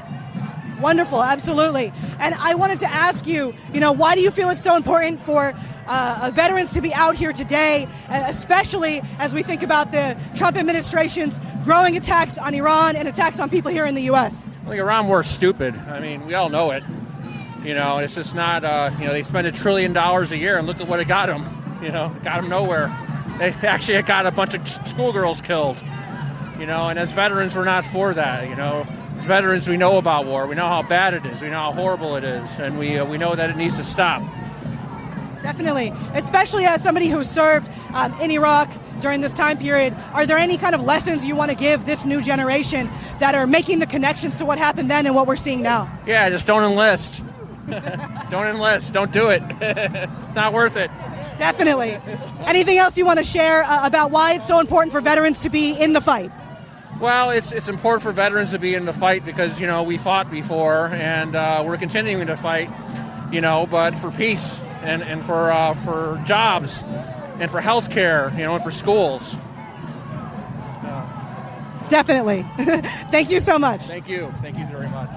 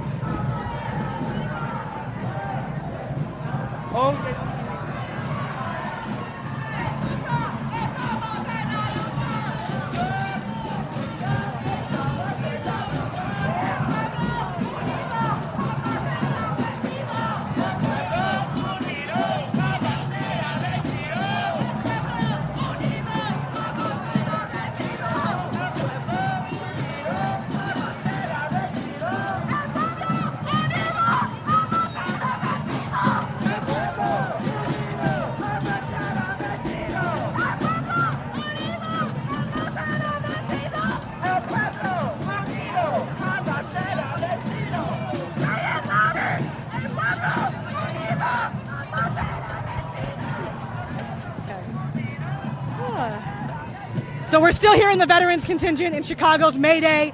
People across the country in the thousands, no school, no work, no shopping. The working class is really standing up everywhere in the United States and around the world for May 1st. We're joined by another veteran. Can you share your name and where you served? Yeah, I'm Alex Foss. I was in the U.S. Navy. I've been out for almost 10 years now. Excellent, excellent. And can you share why it's so important for veterans to be out here for May Day in particular?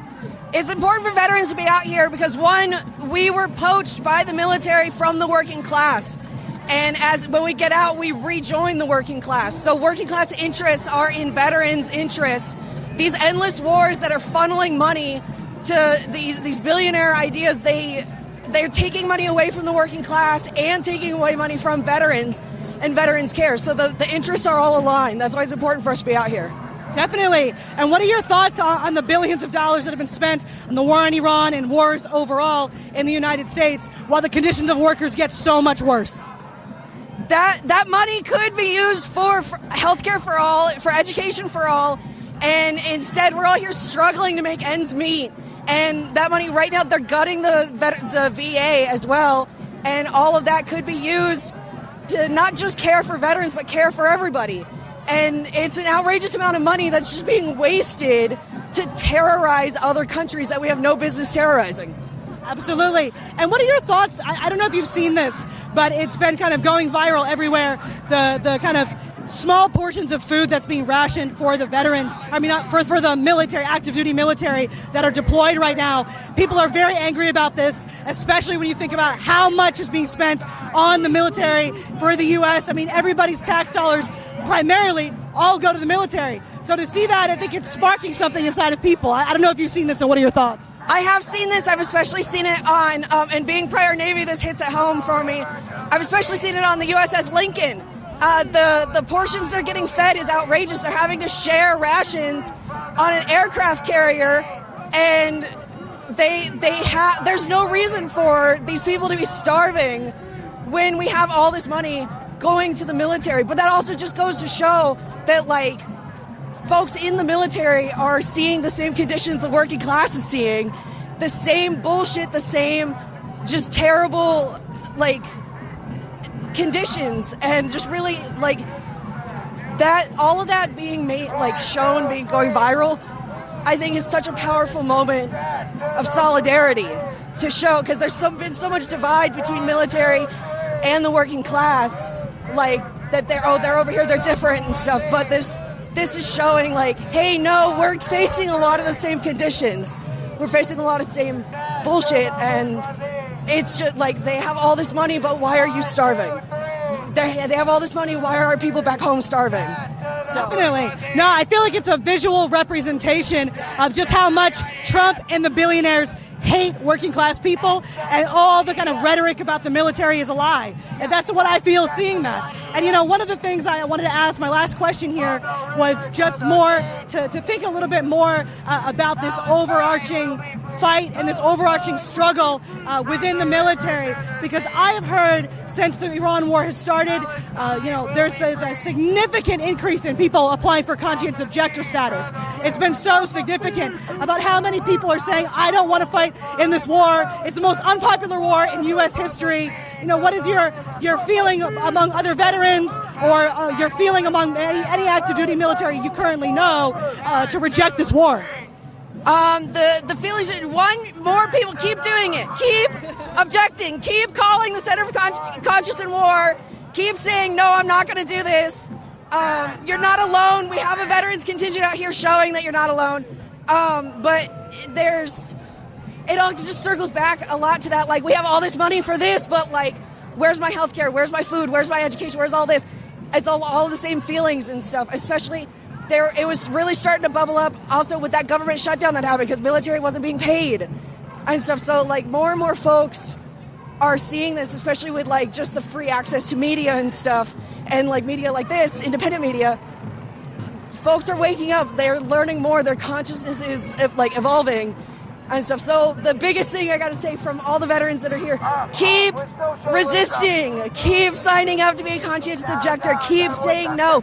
If you revoke your consent from the war machine, they can't fight war. If there are no people, if there are no military people saying they'll fight, then they can't do it. We look to our resistance ancestors in the Vietnam anti-war movement. They had to pull ground troops because they said, no, we're not doing this. So keep resisting, keep signing up, keep saying no, keep revoking that consent. Excellent. Thank you so much. Appreciate it.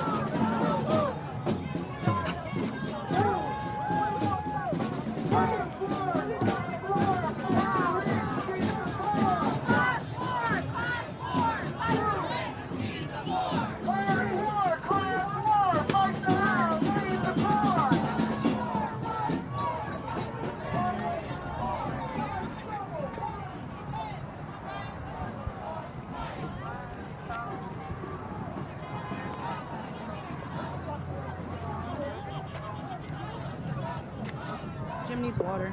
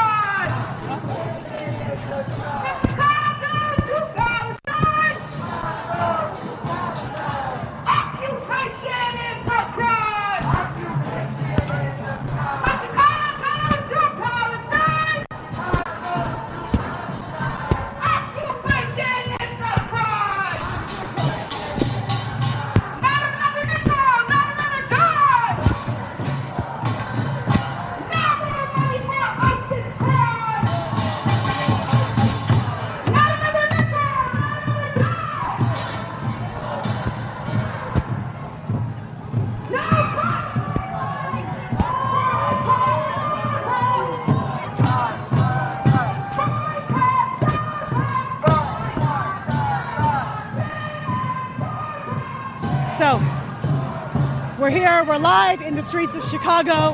Thousands have come out today across the city and across the country for May Day. There have been strikes across the nation today on the 140th anniversary of May Day. The call for a general strike is growing. People are talking about what it means to have workers' power in 2026 in this moment. We've heard some really incredible labor leaders today, and we've really been able to see the power of what people are here for. So we're going to come to a close, and we're going to end this stream. If you've been watching, thank you so much. We really want to encourage you, become a member of Breakthrough, sign up, support us, and it's really loud. So here's the energy. Let's let the energy be, and we'll see you again in the streets.